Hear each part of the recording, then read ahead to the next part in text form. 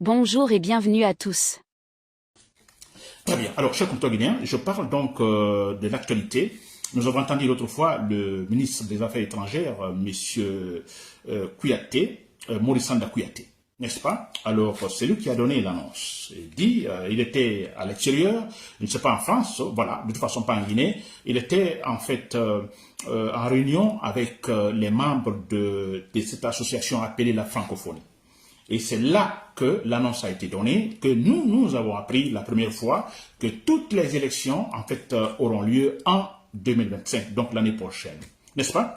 Alors, très bien. Et ça, c'est bizarre. Alors, j'ai dit l'autre fois, j'ai déjà fait un direct sur cela, que bon, écoutez, c'était du mensonge, c'est impossible ce qu'il est en train de dire, parce que, d'abord, alors, la communication est si importante, n'est-ce pas? La décision dans cette communication, c'est-à-dire les élections, toutes les élections, disons, l'année prochaine. Alors, mais où nous l'apprenons donc de la bouche du ministre des Affaires étrangères, mais où? Pas en Guinée, à l'extérieur. Antérieurement, aucun organe, disons, de l'État, du gouvernement, nous a donné une telle information, une telle annonce. Vous comprenez? C'est-à-dire, la décision est si importante, la communication est si importante, vous comprenez, et que nous l'apprenons à travers le ministre des Affaires étrangères, et où c'est quand il est en fait à l'extérieur, dans une réunion, voilà, face à une association qu'on appelle, disons, la francophonie. N'est-ce pas? Antérieurement, avant cela, aucun organe de l'État, n'est-ce pas? Pour vous dire que ce sont les délinquants, c'est du mensonge. Ils ne feront absolument rien. N'est-ce pas? Et j'avais parlé aussi que, en fait, pratiquement c'est impossible, n'est-ce pas? Alors, vous ne pouvez pas donner une telle information des élections, disons, en 2025, sans un calendrier précis, les dates précises. Non, c'est pas possible. N'est-ce pas? Pour une gouvernance intelligente, organisée, rationnelle, alors même une année avant les échéances, on donne un calendrier clair, tel jour, etc., etc. N'est-ce pas? Rien n'est fait. Et surtout, alors on parle du référendum. Ce référendum, écoutez, ils disent qu'à la fin de cette année 2024, mais dis donc, nous sommes pratiquement, disons, au mois d'octobre, n'est-ce pas? Et ils disent que les élections à la fin de cette année, plutôt le référendum à la fin de cette année.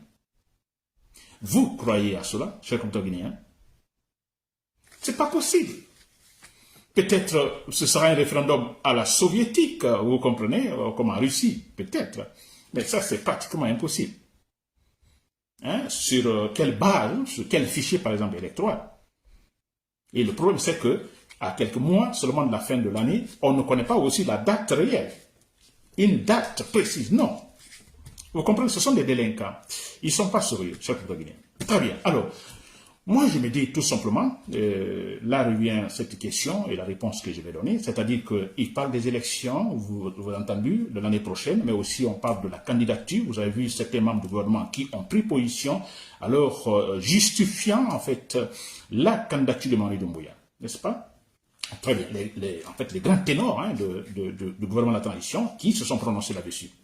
Et très bien, alors moi, la question que je me pose,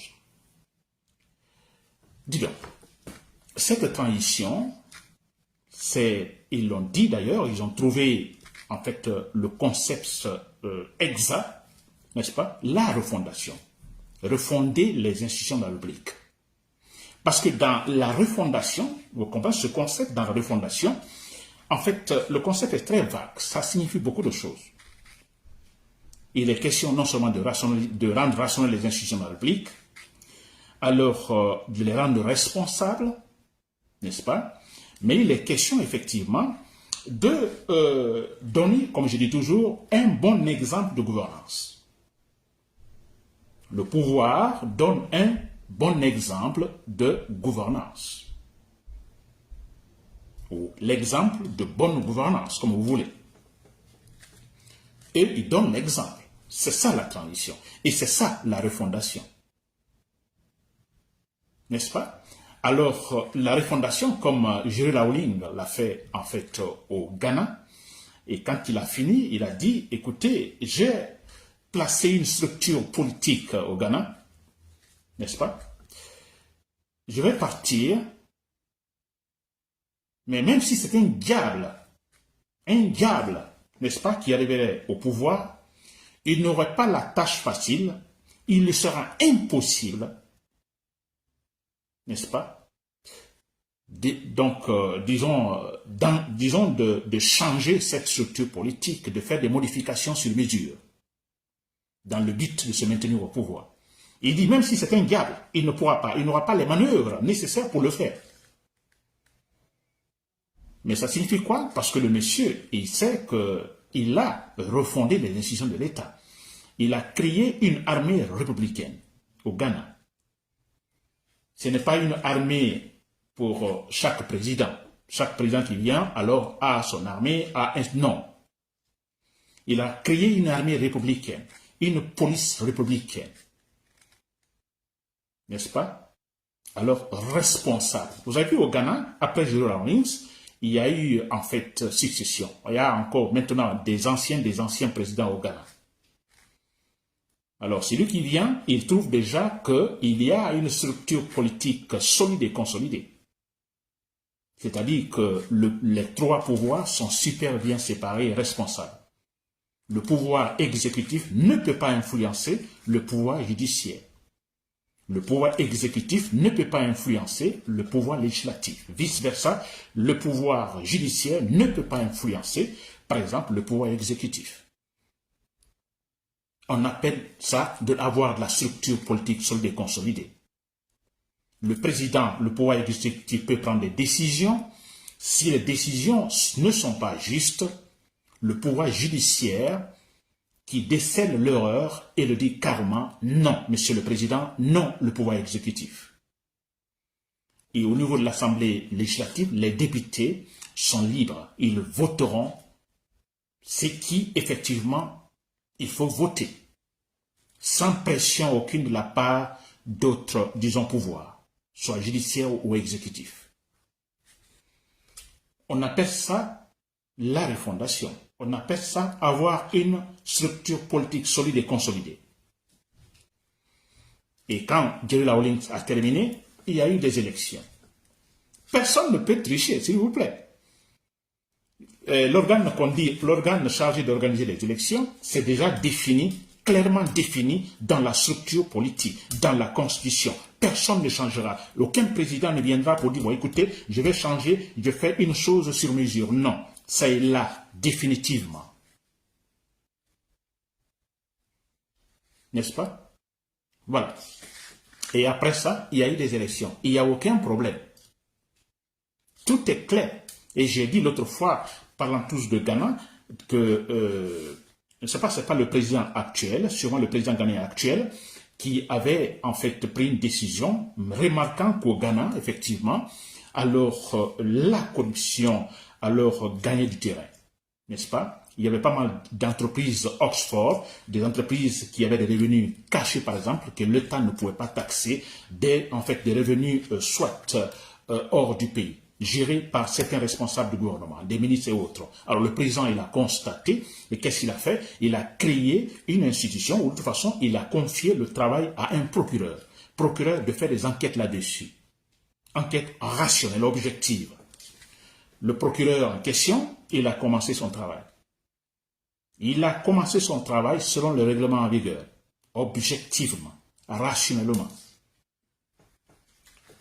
Le travail est si bien fait de la part du procureur que finalement, il est arrivé effectivement à coincer certains proches du président. Le président qui a mandaté ce procureur, qui a nommé ce procureur, le mandaté de faire des enquêtes. Il a touché certains proches du président. Et quelque part, le président qui se voyait gêné, coincé, parce que ces hommes sont en fait impliqués. Alors, il a tenté, ce président, vous comprenez, en essayant, disons, de stopper, vous comprenez, le travail, de stopper, de toute façon, de limiter le travail du procureur, le travail d'enquête du procureur. Et pour vous dire que là-bas, la structure politique est solide et consolidée, les pouvoirs sont séparés, le procureur a dit niet. Il a dit non, monsieur le président, vous m'aviez confié un travail, je fais comme ça se doit, rationnellement. Et si vous voulez m'empêcher, alors je démissionne. Il a dit carrément publiquement sur les chaînes ghanéennes, télévision ghanéenne. Si c'est comme ça, je démissionne. Je dois faire mon travail. Voilà, je donne cet exemple pour vous dire, quand on a une structure politique solide et consolidée, Alors les juges n'ont pas peur, les procureurs n'ont pas peur. Ils ne perdront pas leur poste si, par exemple, ils arrivent à déjouer, en fait, disons, un complot du président, une magouille du président, une corruption du président. Ils n'ont pas peur. Ils peuvent dénoncer et puis ils continuent à faire leur travail. Très bien. Alors, je reviens en Guinée, cher Guinéen. Alors, c'est pourquoi moi, je me pose la question. On parle des élections, on parle, on chante à gauche, on fanfaronne à candidature de Mbouya, des arguments, ainsi de suite. Mais, qu'en est-il de la refondation? Comment peut-on organiser les élections si rien n'a été refondé, s'il vous plaît? Rien n'a été refondé. L'objectif de la transition n'a pas été atteint. Comment peut-on organiser des élections? C'est bien de faire des élections, c'est bien d'aller des élections, mais effectivement, c'est la clôture à la fin de la transition. Ça a été dit c'est mentionné dans l'achat de la transition. À la fin de la, disons, de la transition, en fait, les élections doivent en fait clôturer la fin de la transition. Mais si cette transition n'a pas fait son travail, cette transition, les gens qui, en fait, mènent cette transition ont méconnu le contenu de la charte de la transition, et bien voilà, rien n'est refondé. Et comment peut-on organiser des élections? Des élections à la soviétique? Rien n'a été refondé. Regardez ce qui a été fait. Si on doit aller comme ça aux élections, regarde ce qui va se passer. D'abord, Mamadi Doumbouya, qu'est-ce qu'ils ont fait? Ils ont interdit totalement les activités politiques. Les opposants ne peuvent pas parler, les partis politiques ne peuvent pas parler. Pas de manifestation. Les activistes sont arrêtés. Les médias ne doivent pas parler de la politique. N'est-ce pas? Donc on cherche les protagonistes. Mais c'est vrai, puisque quand on parle des élections démocratiques, c'est en fait, il y a la multiplicité des partis politiques. Il y a la concurrence, chaque parti bat campagne, et puis effectivement en faisant prévaloir en fait son programme politique. Cette concurrence-là. Mamadi Doumbouya, qu'est-ce qu'il a fait? Ils ont tué la concurrence. Alors, élection face à qui? Face à qui? On parle de candidature Mamadi Doumbouya, élection, ainsi de suite. Et Mamadi Doumbouya, face à qui? Si, pendant les 3 années, vous avez tout simplement maltraité les partis politiques, vous avez tout refusé. Alors, et surtout dans la charte de la Constitution, il est question d'une transition et qui, en fait, ne peut pas prendre des décisions unilatérales. Mais si vous avez marqué pendant les 3 années, des décisions, la charte de la junte militaire a pris seulement des décisions unilatérales. Elle seule a décidé. Elle seule a décidé. Alors, vous remarquez, d'abord, on a le gouvernement, la transition, donc c'est des gens qui sont, en fait, qui sont là pour Mamadi Doumbouya. Alors, si vous regardez la fonction publique, Mamadi Doumbouya, il a placé ses hommes partout, n'est-ce pas? Qui ne vont jamais, jamais le désobéir. Dans l'armée, on ne parle pas de l'armée républicaine, ni police républicaine, rien. Alors, ce sont ces hommes qui sont là, partout. Alors, nous prenons, par exemple, en fait, concernant les circonscriptions, par exemple, régionales et ainsi de suite. Alors, vous prenez les préfectures, vous prenez les régions, vous prenez en fait les communes, etc., etc., qui sont là, n'est-ce pas? Mamadi Doumbouya a placé ces hommes partout. Hein? Les gouverneurs, les préfets, je ne sais pas quoi, tous ce sont les hommes de Mamadi Doumbouya. Alors, les maires, voilà, leur mandat étant en tant que terminé, alors on a vu ce qui s'est passé. Alors, ils ont créé une situation extraordinaire. Alors, normalement, en principe, quand le mandat est terminé et que nous sommes dans la transition, les maires restent à leur niveau jusqu'aux prochaines élections. Mais non, Mamadi Doumbouya a enlevé ses maires, alors donc le mandat est terminé, mais il les a enlevés en mettant ces hommes, qu'ils appellent les délégués, en fait, du gouvernement. Ces gens-là, c'est pour travailler pour Mamadi Doumbouya. Ils ne vont jamais le désobéir. Vous comprenez? Voilà l'état actuel de la Guinée. C'est cela. Et rien n'a été donc refondé. Et vous voulez faire partir aux élections avec ça. Mais c'est ridicule. Ce n'est pas possible. Jamais. N'est-ce pas? Ce n'est pas possible. Très bien. Alors, comme ce n'est pas possible parce que rien n'a été refondé, on n'a pas une structure politique. Il faut avoir une structure politique solide et consolidée. Alors, disons, des 3 pouvoirs responsables, totalement séparés. Alors, par exemple, quand le moment arrive pour choisir cette commission chargée d'organiser les élections, Ça ne peut pas être la décision du président, vous comprenez, voilà, moi j'impose ceci, non, non. Et voilà, tout simplement, en fait, une assise, vous comprenez, parce qu'il est question de la transition, donc les membres du gouvernement, les membres donc les gens de la junte militaire, il y a la société civile, tous ces gens se retrouvent effectivement pour arrêter certains points décisifs. N'est-ce pas? Mais ce n'est pas le cas. Tout ce qui est là maintenant, toutes les décisions ont été prises unilatéralement. Alors, rien n'est objectif et rien ne sera objectif, chers compatriotes, n'est-ce pas? Et très bien. Donc, pour moi, les élections, non. D'abord, ils ne vont pas organiser ces élections. Donc, si vous voyez la façon comment ils l'ont annoncé, ça ne sera pas organisé, je dis bien pratiquement, c'est impossible. Alors, et aussi, d'ailleurs, il ne faut pas organiser ces élections parce que rien n'a été refondé. Ça, c'est deux. Ensuite, bien sûr, la candidature de Mamadou Doumbouya, on n'en parle pas. Il ne peut pas se représenter. N'est-ce pas? Très bien. Comme rien n'a été fait, ils ont fait 3 années sans rien faire, n'est-ce pas? Nous, on ne va pas dire, bon, écoutez, on ne peut pas organiser des élections, il faut que tout soit refondé. Mais écoutez, là, ils ne peuvent plus le faire parce qu'ils ne sont pas sérieux. On n'a plus besoin d'eux pour finalement refonder les institutions de la République. Mamadi Doumbouya doit dégager avec tout son groupe, et ça, d'ici la fin de l'année. Je vous assure, Mamadi Doumbouya, même si Mamadi Doumbouya quitte aujourd'hui, vous comprenez, aujourd'hui, les élections, on ne doit pas les organiser. Rien n'a été refondé. Il faut refonder. Il faut encore maximum 1 année, refonder tout et passer aux élections. Mais comme Mamadou Doumbouya n'est pas sérieux, on sait, donc ils étaient là tout simplement pour nous tromper, nous amadouer, vous comprenez, raison pour laquelle il doit dégager. Il n'est pas sérieux, ce sont des délinquants, chers compatriotes, des véritables délinquants. Voilà, chers compatriotes. Donc, j'espère que vous avez compris ce point. Je ne dis pas que les élections, écoutez, les élections sont importantes, mais élections, écoutez, alors nous devons les faire sur des bases, disons, justes, rationnelles, qu'il n'y ait pas de discussion, n'est-ce pas? Alors, élection, alors que d'abord nous ayons d'abord en place effectivement des organes libres, vous comprenez, rationnels. Les 3 pouvoirs totalement séparés et responsables, une armée républicaine, beaucoup de choses, n'est-ce pas? Le fichier électoral là.